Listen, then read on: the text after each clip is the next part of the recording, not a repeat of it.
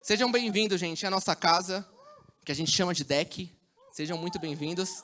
Tem um outro camarada ali novo. Eu me chamo Matheus Bafume, que é meu sobrenome. E hoje vocês vão ter que me aguentar ouvindo aqui. Eu preparei essa palavra e, para variar, eu sempre tenho uma esposa bem enxerida. Estava a caminho daqui. E ela falou assim, você vai ministrar sobre o quê? Eu nunca falo para ela, porque sempre quando eu falo para ela, ela já vem com alguma paulada. Eu falei assim, ela insistiu, eu falei, eu vou ministrar sobre a descendência de Noé até chegar na Torre de Babel. Aí ela falou assim, nossa. Eu falei, nossa, caracas. Ela falou assim, eu falei, por que esse nossa? Ela falou assim, nossa, nada convidativo essa ministração. Eu falei, caracas. Então, assim, apesar de estar aqui sem nenhum apoio da minha esposa, eu vou ministrar para vocês aqui a palavra que Deus deu para mim. Essa palavra está em Gênesis, capítulo 11. Acho que é uma palavra que todo mundo conhece, porque ela pega desde a época da Arca de Noé. A história da Arca de Noé, acho que todo mundo já ouviu falar. Mesmo o cara que não é cristão, ele sabe o que significa, né, a Arca, ele sabe algo a respeito. E eu sempre tive a impressão, né, é muito engraçado isso, que quando a gente não conhece a Bíblia, e eu não conheço a Bíblia, eu tenho a impressão que as histórias são muito maiores do que elas são. E esse episódio que conta da Arca de Noé, que conta sobre a descendência de Noé, que conta sobre a Torre de Babel, é muito curto. Eu vejo as pessoas ministrando sobre a Torre de Babel. Quem não sabe, a Torre de Babel foi uma construção que foi feita, literalmente uma torre. E essa torre tinha alguns objetivos ruins. E eu vejo ministrações sobre essa Torre de Babel. Eu nunca estudei essa parte da Bíblia. E eu me frustrei, porque na hora que eu fui ler sobre a Torre de Babel, são 10 versículos. E eu falo, caracas, como que o povo ministra tanto sobre a Torre de Babel e só são 10 versículos? Uma história tão famosa na Bíblia. E não precisa abrir sua Bíblia, mas essa passagem está em Gênesis, que fala o seguinte: houve uma época em que toda a terra falava a mesma língua. E aconteceu que o povo mudou-se do Oriente e chegou a uma planície na terra de Sinear. Eles se fixaram ali. Então disseram uns aos outros, vamos fabricar tijolos e queimá-los bem. Eles usavam tijolos no lugar das pedras e piche no lugar da argamassa. Disseram também, vamos construir uma cidade e uma torre que chegue ao céu. Vamos nos tornar famosos, assim não seremos espalhados pela terra. Esses são os versículos que falam sobre a construção da Torre de Babel. Trolese, está por aí? Acabou de sair? Tá. Esses são os versículos que falam sobre a construção da Torre de Babel. É basicamente só isso. E na sequência, os próximos versículos, ele vai falar a reação de Deus com relação à Torre de Babel. E eu achei muito estranho, porque lendo, né, essa passagem, ela fala que se reuniu uma galera, foi para uma cidade plana e simplesmente teve a ideia de construir uma torre. E na sequência, que a gente vai ler posteriormente, fala que Deus olhou, decidiu descer e ver o que eles estavam fazendo. E Deus teve uma reação de falar, não, isso aqui não vai dar para construir. E é muito estranho, porque lendo apenas esses versículos, não existe nenhuma maldade explícita que eles estavam fazendo. E, inicialmente, eles não estavam se reunindo e fazendo um culto de adoração a Satanás. Ou, inicialmente, lendo isso daqui, eu achei estranho, porque na hora que você vai começar a ler, você vai falar assim, nossa, mas por que Deus se irou que os caras estavam construindo uma torre? E, para entender isso, a gente precisava entender quem estava construindo essa torre. E aí, por isso que entra a descendência de Noé.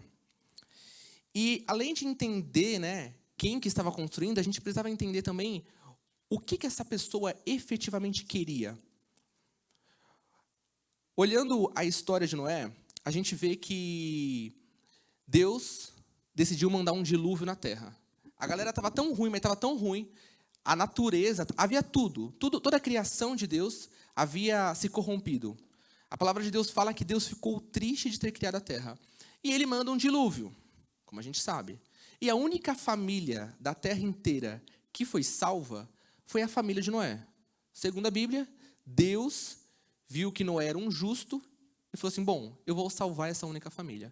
E ele salvou a família de Noé, que era Noé, a esposa e os filhos. E é muito estranho que eu fiquei pensando assim, eu falei, nossa, caracas, de Noé até esse ponto de Deus descer e mandar um juízo, quanto tempo passou? Porque, na teoria, Deus selecionou as melhores pessoas da face da terra, que foi só a família de Noé, colocou dentro de uma arca, e quanto tempo passou para essa galera se corromper? Porque a Torre de Babel ela tem um significado muito ruim que a gente vai ver na sequência. E eu comecei a olhar e fui entender por que essa galera que se juntou nessa planície se corrompeu. A Bíblia fala que logo depois que Noé desembarcou, que o dilúvio diminuiu, ele plantou a primeira planta, que foi uma vinha. Noé descobriu a plantação de uvas, e para variar, ele virou caneco. A Bíblia fala que Noé plantou, ele foi a primeira pessoa a plantar uma vinha, e ele se embebedou na tenda dele. E nessa história que ele se embebedou, a Bíblia fala que ele tinha 3 filhos, que era, deixa eu achar, Cã, Sem e Jafé. E nesses 3 filhos que ele tinha, Cã era o mais novo. E quando ele se embebedou, a Bíblia fala que Cã, o mais novo, foi chamar os irmãos para avisar que o pai tinha se embebedado. E além do pai ter se embebedado, ele ficou nu. E o Cã acho que foi zombado o pai. A Bíblia não dá muitos detalhes o que efetivamente Cã fez. Se você for ler, vai falar que Noé se embebedou, ficou nu, Cã entrou na tenda e saiu para chamar os irmãos. E aí tem várias linhas aí, você vai pesquisar na internet o que aconteceu nesse meio tempo, porque a Bíblia não fala, né? E eu vou falar a linha da nossa igreja, não, igreja não, né? Segundo o Evangelho de São Luís Muniz, porque eu falei assim, não, quer saber, não vou falar besteira não, deixa eu perguntar para o pastor. E aí eu perguntei para o pastor Luís, falei, pastor, o que aconteceu? Porque Noé se embebedou, ficou nu, Cã olha a nudez do pai, chama os irmãos, e aí os irmãos tinham uma maturidade maior, ele era o caçula, e os irmãos vão cobrir o pai, fazem todo um esquema para não verem a nudez do pai e tudo. E aí o pastor Luís, ele acredita, né, que houve alguma coisa além dele ver a nudez do pai. Cã era o filho, viu a nudez do pai, e nessa palavra nudez, segundo o pastor Luís, ela é a mesma palavra utilizada na Bíblia para quando Davi, lá na frente, cobiçou a mulher de outro cara. Segundo o pastor Luís, essa palavra no grego, ela tem as mesmas perninhas que fala de cobiçar, de desejar. E logo na sequência, né, a gente não sabe efetivamente o que aconteceu ali, a Bíblia é muito curta, muito objetiva com relação a isso, mas logo na sequência, na hora que, no dia seguinte, Noé acorda com ressaca, a Bíblia fala que ele acordou com ressaca, ele pega e amaldiçoa o filho de Cã. Cã viu o pai nu e zombou do pai. Só que quando Noé acorda, ele não amaldiçoa Cã, que era o filho dele, que viu ele, que chamou os outros irmãos. Queria que deixar bem ressaltado essa diferença, porque para mim, eu até achei estranho Noé não ter amaldiçoado o filho que zombou dele, e sim o neto. Aí na hora que eu estava lendo, eu falei assim, então acho que eu já sei por que da Torre de Babel.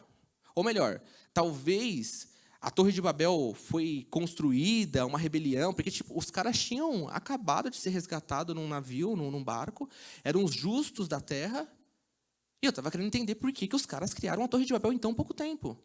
Eu falei, já sei. Então, é esse filho que foi amaldiçoado, Noé amaldiçoou o neto, na realidade, é a geração desse neto que foi amaldiçoado, que construiu a Torre de Babel. E aí eu fiquei me perguntando, eu falei, caracas, né? Ô Trolese, faz uma gentileza, eu estou me ouvindo 2 vezes aqui, aí está me atrapalhando um pouco. Vê se você consegue, não sei o que está acontecendo aqui, o meu fora aqui. Tá. Deixa eu beber uma aguinha, aproveitar que eu já saí do foco.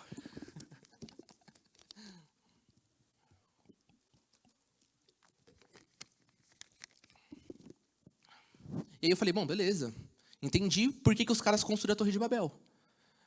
Abraão amaldiçoou o neto e a descendência do neto decidiu se rebelar contra Deus. E aí eu fiquei me perguntando por que eles se rebelaram contra Deus e não contra Noé. Porque nesse barraco todo que teve, do pai ter enchido a cara, ficado nu, o filho ter entrado, chamado os outros caras para verem e tudo, não tinha nada a ver com Deus.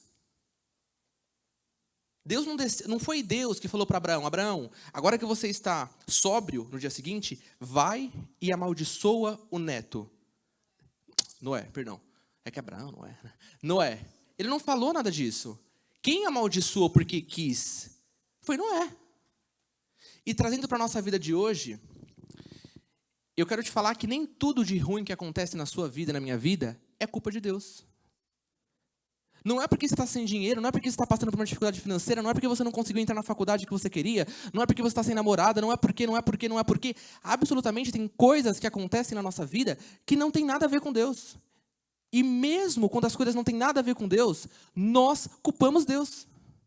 Essa galera que se rebelou aqui virou inimigo de Deus. Mas o que Deus tinha a ver com a nudez de Noé? O que Deus tinha a ver com a bebida? Deus não tinha nada a ver com isso. E eu pedi, quando eu comecei a estudar isso, eu comecei a pedir perdão para Deus. Eu falei, Deus, me desculpa, porque muita coisa ruim às vezes acontece na minha vida, e aí só porque eu perdi o meu emprego, eu já não vou mais para a igreja. O que Deus tem a ver com o meu emprego?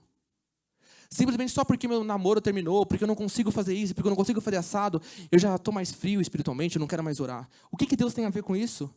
Se hoje você não está tão fervoroso, se hoje você não está tão aliançado com a igreja, eu quero te perguntar, qual é o motivo disso? Deus tem a ver com esse motivo?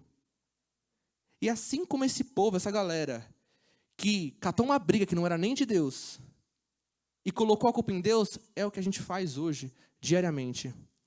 Mas o mais incrível é que, continuando a ler, eu descobri, lendo obviamente, né, que não foi a descendência desse neto amaldiçoado que construiu a Torre de Babel.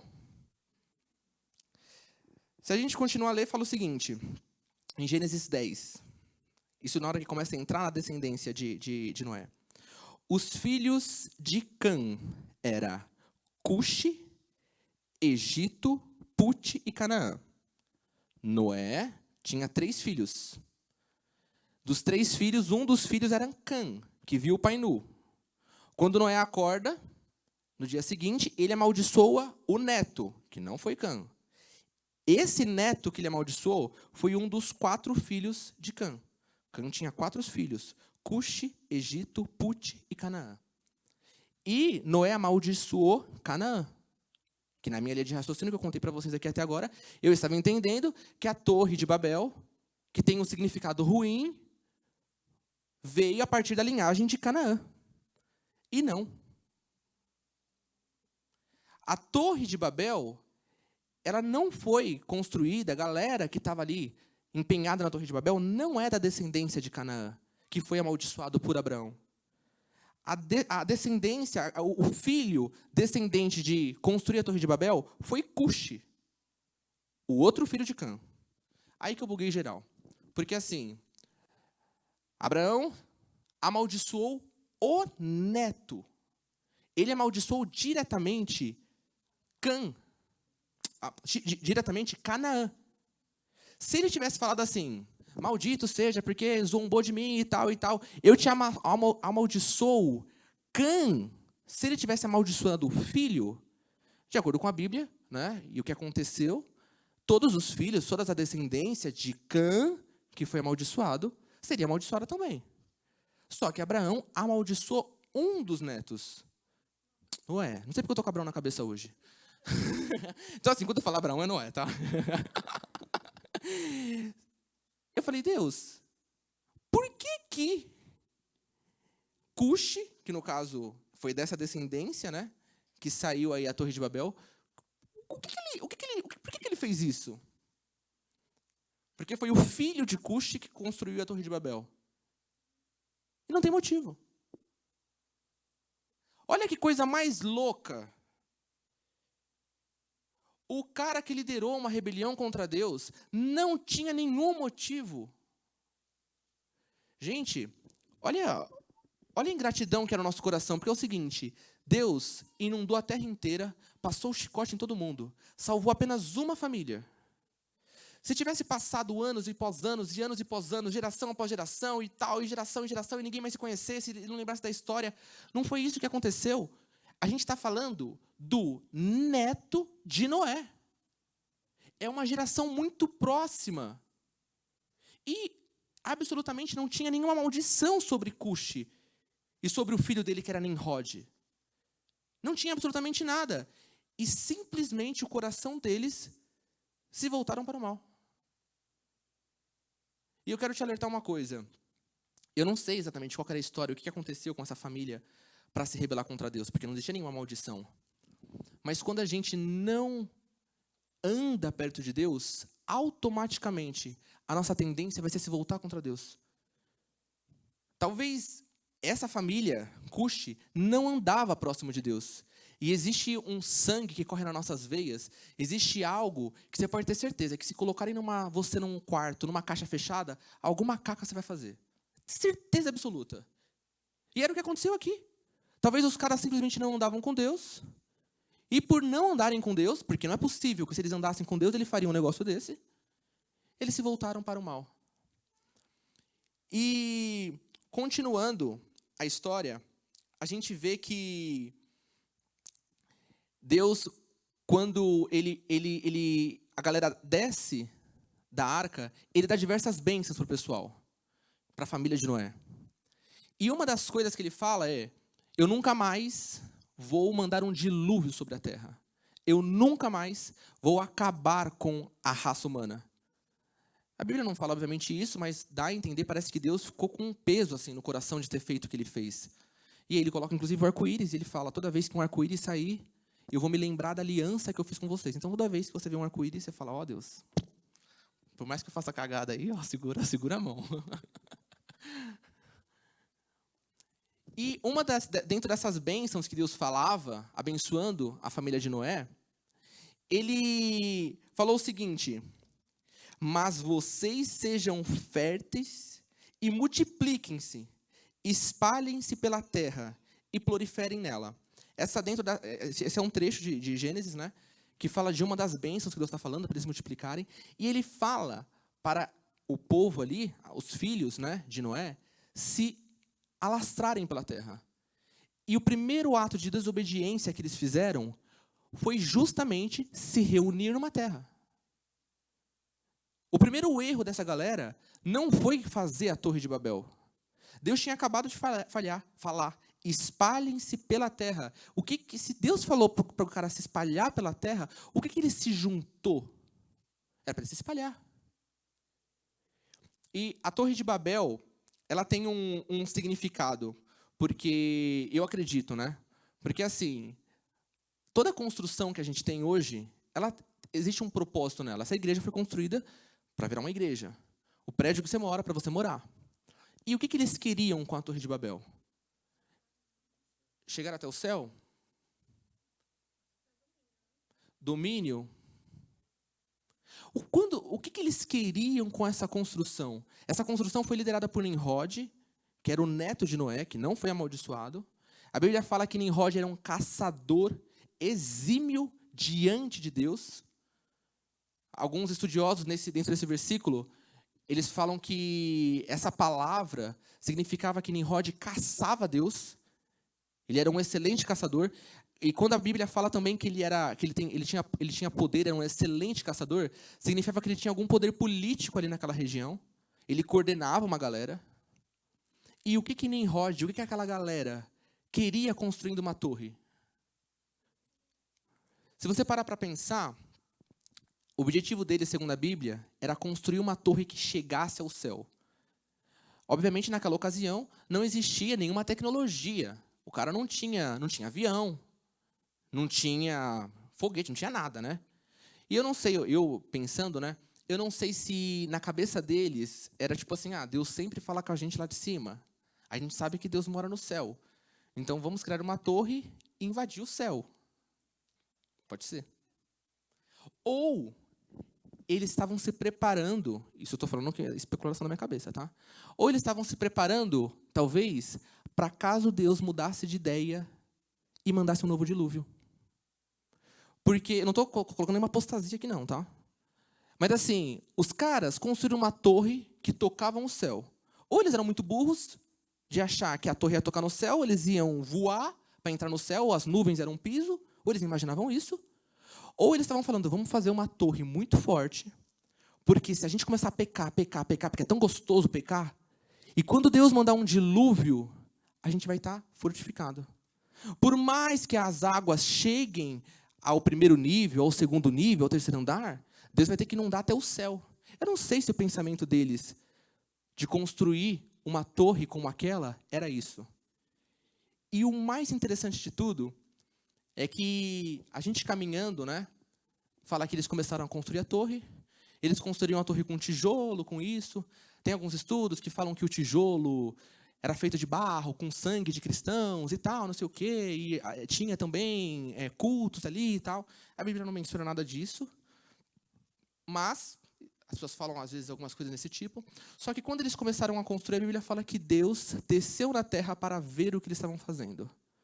E olha o que Deus disse.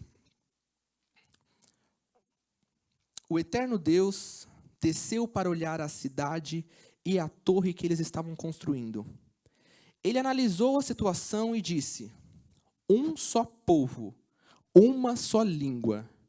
Pois bem, isso é só o começo. Imaginem o que vão inventar depois. Vamos descer, ele está falando, não sei se com o Espírito Santo, se é Deus falando, não sei se ele está falando com os anjos, mas ele fala, vamos descer e causar uma confusão de palavras, de modo que um não consiga entender o outro. Então o Eterno dispersou dali pelo mundo inteiro, e eles tiveram de interromper a construção da cidade. A primeira parte que a gente leu falava que eles falavam a mesma língua. Eles começaram a construir a torre e eles falavam a mesma língua. E quando Deus desceu para ver o que eles estavam fazendo, Deus falou, olha, se eles estão construindo isso, imagina o que vem depois. E esse trecho parece que até Deus falou, vou ter que fazer alguma coisa. Eu não sei, obviamente Deus não sentiu medo, porque Deus é poderoso pra caramba, ele, num piscar de olho, poderia destruir aquela galera, mas o próprio Deus falou, o que será que vem depois? E eu quero olhar para essa história, e quero que você olhasse para ela também, com um olhar positivo, em alguns aspectos, trazendo para a nossa realidade. A galera se uniu para construir uma torre contra Deus. Imagina se eles tivessem se unidos, como nós, para construir outra coisa. O Vitão ministrou algum tempo atrás falando de amar uns aos outros, você precisa amar seu irmão e tudo e tal. A gente sabe que tem muitas ministrações, inclusive, que citam isso, que aqui as línguas foram divididas, mas em Atos 2 as línguas foram restauradas. E eu quero que você entenda o seu papel aqui no nosso ministério. Se os caras se uniram contra o mal, contra Deus, e Deus ficou receoso de uma certa forma e falou, não, vou ter que causar alguma coisa. Imagina se eles tivessem se unido para um propósito de Deus. Deus teve que simplesmente fazer com que eles não se entendessem, para que eles parassem.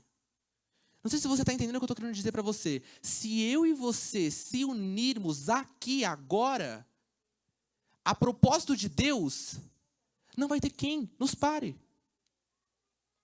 E às vezes a gente fica muito perdido na igreja. A gente não quer participar de um ministério, porque é muito cômodo para a gente ficar em casa. A gente não quer vir para a igreja. A gente não quer se aliançar. Por quê? Será que é porque Satanás sabe do poder que Deus deu para nós de estarmos juntos? E se a gente realmente acordar para a vida e começar a fazer as coisas de Deus andar, alguma coisa vai mudar? E aí vem a moleza de você não vir para o culto, e aí vem não sei o que, o desânimo, e aí vem outro compromisso. E eu falei, Deus, eu quero trazer essa palavra e que eu possa me despertar para isso, que minha esposa possa despertar para isso, que você possa despertar para isso. Se eu e você se unir a propósito de Deus, Deus não virá contra nós. E ninguém virá contra nós. Porque a gente está unido. Foi o que os caras fizeram aqui. E é engraçado que Deus poderia ter agido de outra forma. Porque ele agiu na distribuição das línguas. Os caras não se entendiam mais. Na teoria, todo mundo falava a mesma língua no mundo inteiro. E essa dispersão de línguas fez com que a gente tivesse o que a gente tem hoje. Cada pessoa falando uma língua diferente. Mas por que Deus efetivamente não matou os caras? Ou por que Deus não destruiu a Torre de Babel? Não seria mais fácil, ao invés de Deus criar uma nova língua, um novo dialeto entre os caras, simplesmente mandar um meteoro e destruir ali a Torre de Babel? Não seria mais fácil Deus pegar Nimrod e passar a faca em Nimrod? E falar assim, já que você me caça, eu vou matar você aqui, e acabou. E não. Porque eu tenho convicção de que se esse povo se rebelou contra Deus sem nenhum motivo, se Deus simplesmente tivesse destruído a Torre de Babel ou matado Nimrod, esse povo ia construir uma outra torre. Porque eles eram unidos. Eles iam se juntar e fazer um rio. Eles iam fazer qualquer outra coisa. Enquanto eles estivessem juntos, Deus sabia que o propósito do coração deles era contra Deus. E por isso que Deus é muito sábio. E Deus falou, bom, quer saber? Eu vou fazer com que eles não se entendam mais. Lá para frente, Deus desfaz isso quando ele, em Atos 2, não sei se todo mundo conhece, mas isso lá para frente, depois que Jesus morre, os discípulos estão juntos, reúne uma galera num lugar, desce o Espírito Santo de Deus, eles começam a falar em línguas estranhas. E eu tenho uma experiência muito legal para contar para vocês com relação a essa questão de não só falar em línguas, né? Mas deixa eu contar a experiência e tirar uma conclusão de vocês aí. A gente aqui na Vida Nova, há uns 7, 8 anos atrás, eu fazia parte do Ministério de Adolescentes, e o líder do Ministério da Adolescentes teve uma brilhante ideia de levar uma penca de adolescentes, sem cabeça nenhuma, para a África. E a gente trabalhou durante uns 2 anos para juntar recursos para a gente ir para a África. A gente lavou carro, a gente fez evento, a gente vendeu trufa, a gente fez tudo que era possível para juntar recursos. E a gente foi. Se não me engano, acho que foram uma média de 30 pessoas, acho que entre 20 adolescentes e outras 10 pessoas adultas. E a gente, obviamente, saiu daqui de São Paulo e a gente não foi direto para a África. A gente teve que fazer algumas escalas. E quando a gente vai fazer uma das escalas, sempre tem um Zé Biscoito assim, junto com a gente. Sempre, sempre, sempre. E mesmo esse Zé Biscoito, ele é usado por Deus, assim. Mesmo aquele cara que você olha como tropeço, ele é usado por Deus. Não era o caso desse cara. Não estou falando que ele era um tropeço. Mas em uma das escalas que a gente fez, saindo aqui do Brasil e indo para a África, a gente parou na Etiópia. E eu não sei, eu fico hoje assim, olhando essa história e pensando o que aconteceu, mas eu não sei. Teve um abençoado, muito abençoado, que dentro do avião, ele perdeu o passaporte dele. Dentro do avião, só que a gente já estava na Etiópia. E o que aconteceu? Como eu disse, a gente estava com um grupo de adolescentes. Quando todo mundo saiu da aeronave, feliz da vida e tal, chegamos na Etiópia, linda Etiópia e tal, não é linda, linda Etiópia e tal, entramos. Na hora que a gente entrou no aeroporto da Etiópia, o abençoado se tocou que ele estava sem o passaporte dele. E aí ele voltou na aeronave para procurar o passaporte dele. Nisso, os 25 negros que estavam junto falaram assim, vamos sentar aqui que ele deixou o passaporte no banco. Os caras reviraram a aeronave inteira e não achavam o passaporte do abençoado que perdeu o passaporte. Não achava. E o problema era o seguinte, como a gente estava com um grupo de menor de idades, eu era, na ocasião, um adolescente, né? O Marcos Arcanjo, que era o líder do ministério, ele era responsável legal por todos os adolescentes menores de idade que estavam no aeroporto. E com isso, ele não podia deixar esse abençoado sem o passaporte sozinho, e ele também não podia deixar com que nós, que estávamos com o nosso passaporte, saísse do aeroporto. Então a gente ficou preso no aeroporto, acho que durante umas 6, 7 horas. Os caras reviraram a aeronave inteira. Eu falei assim, não, esse menino ele deve ter aberto o vidro da aeronave e jogado o passaporte lá embaixo. Só pode, porque assim, todo mundo revirava. A aeronave não pôde sair. Ela tinha outros voos, ela não pôde sair, porque o passaporte do menino estava ali dentro. E enquanto isso, a gente ficou lá no aeroporto. E é muito engraçado isso, que como Deus é maravilhoso, né? Porque nesse aeroporto foi uma das experiências que mais marcaram a minha vida nessa viagem. A gente não tinha nem chegado na África ainda. Porque estava todo mundo lá, sem fazer nada e tudo e tal, esperando, todo mundo massacrando o coitado do menino que perdeu o passaporte, coitado nada. Mas a gente estava massacrando ele e falei, gente, quer saber? Vamos pegar o violão, eu já tocava nessa ocasião, e vamos começar a adorar a Deus. E aí, sem pretensão nenhuma, a gente pegou um violão, tinha umas cadeiras de aeroporto mesmo, sentamos e começamos a tocar. E foi maravilhoso aquele tempo, porque Deus literalmente desceu naquele aeroporto. E olha o mais engraçado, né? Enquanto os caras estavam procurando lá o passaporte do menino que não achava. Eu e um outro grupo de adolescentes, eu peguei o violão, e a gente começou a adorar a Deus. E as canções que a gente falava, a adoração que a gente levava para Deus, era em português. E o mais estranho era que as pessoas que passavam no aeroporto não falavam português. E as pessoas passavam e elas viam que tinha alguma coisa diferente. E eu lembro de uns 3 etíopes que eles não sabiam o que a gente estava falando, eles não sabiam o que a gente estava cantando, e eles simplesmente se aproximaram da gente, se ajoelharam e começaram a orar.